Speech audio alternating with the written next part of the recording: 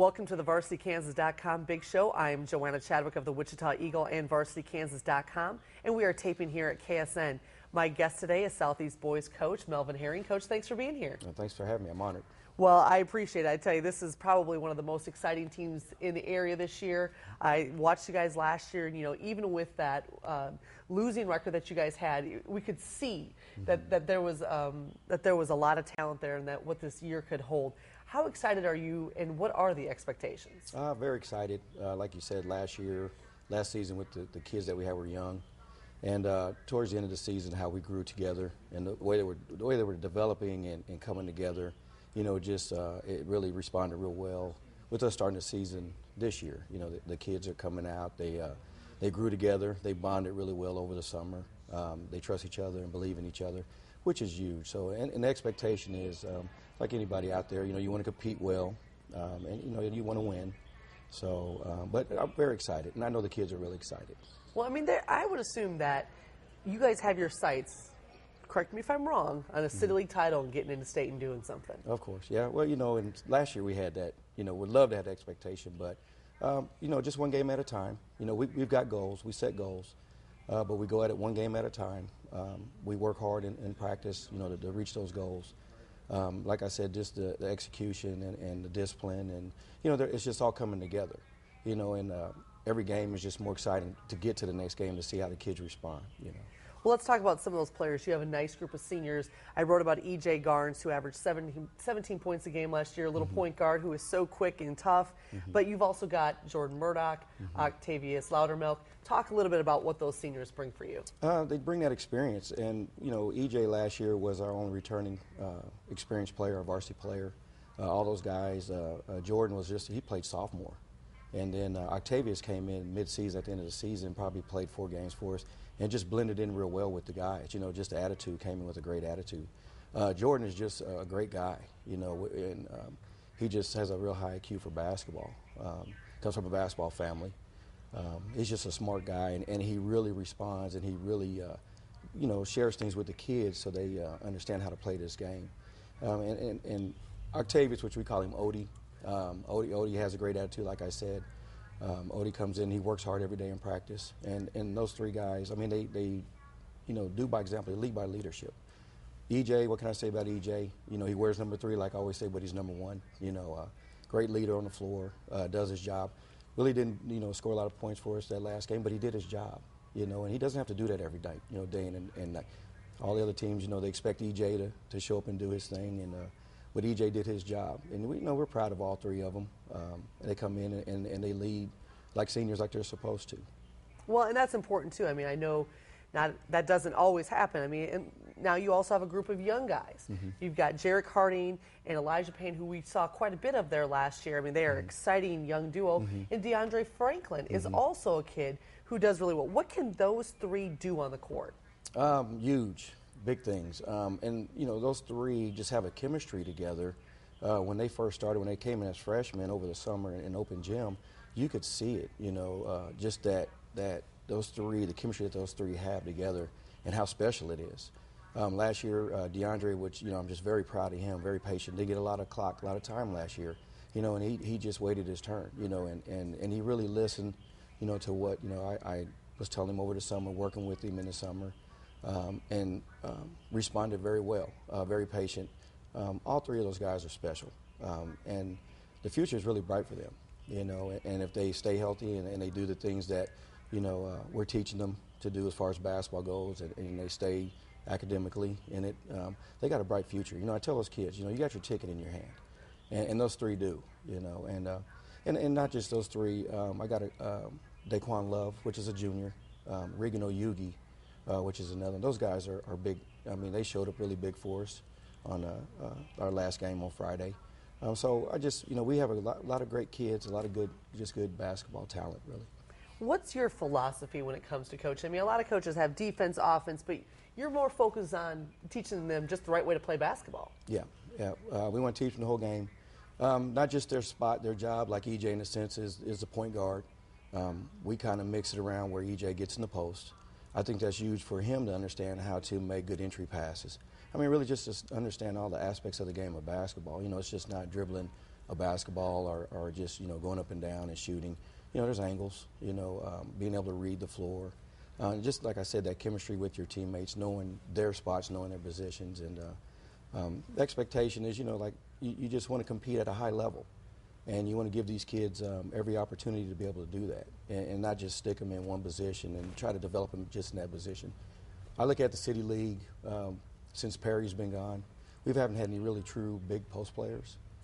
Most of our kids are going to be guards at the next level. So, me as a coach and my coaching staff, we really teach our kids to play that point guard to face the basket. Odie in a sense, Daquan, they're taller kids. We do post them, but we also teach them how to face the basket because they're going to have that opportunity. The basketball game has changed tremendously from when I grew up playing basketball.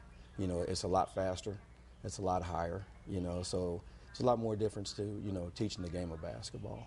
One of the biggest things that I've noticed in the game, and I was just talking about this recently, is I remember when the first female players came up who were the true versatile players. Mm-hmm. They could handle the ball, they could shoot the three, they could drive it inside. I'm thinking Ricky Hall, Goddard. I mean, this is like late 90s. Mm-hmm.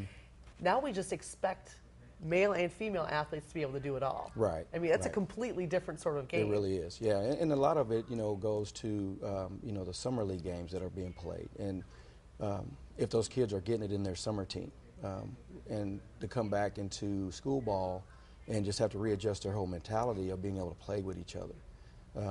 And it's just huge. And you really try to work hard with those kids to get them to understand, how to do that and how to keep that humble and come in and play, so. Well, it's interesting that you bring that up because I want to talk about the City League with you. And, we've seen so many great athletes come through the City League. And I think this year people may kind of look at the City League as being down. I just look at it as not having the major national star player like we've been spoiled with for the past 5 years. Right.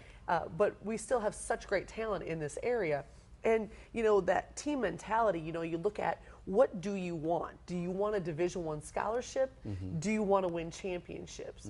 And the thing is, you can get both those things by playing as a team. Right, exactly. And that's what you teach. And it kind of gotten away from that team aspect. It's become more of an individualized. Everybody wants to kind of showcase themselves. In order to win championships, you got to be a team. And that's the only way you're going to get there. And like you say, Division I scholarships, on down. You can't play basketball unless you got the academics. And that's one thing we preach and we teach that. You got to get the grades before you can play. And it doesn't matter how good of a player you are. Because without grades you can't play basketball. And it also just shows responsibility for that individual. And how much they respect themselves as far as wanting to be part of a program and excel in that program. Well, Coach, thank you so much. He brings up the academic point, which I think is so often overlooked when we talk about athletes, and yet we've seen too many kids in a variety of sports, but especially in football and the City League, we've seen it with basketball players too, where they don't have the grades. And it's so sad. It's like you could have gone and gotten your college paid for, but maybe we need to start focusing more on that academic side than on the athletic. Oh, yeah. I think you see a lot better responsive kids. There's a lot of good kids that are out there that have the athleticism in football, any sport really, and just to take the responsibility for themselves and accountability for themselves. It's just, if they want to be a part of the program and be successful in life. And that's what we try to teach. So it's good. Well, Coach, thank you so much for being here. I appreciate it. Good luck this year. Thank you. All right, well, let's take a little bit of a look back at last week. It was a good opening night. Not a lot of surprises. I was out at East High, and maybe the coolest thing of that night was seeing both the East student section and the Capon student section wearing yellow to honor East Terrence Caw. His brother has been diagnosed with cancer. Lorenzo is a senior out at East High. That was a really heartwarming thing to see that.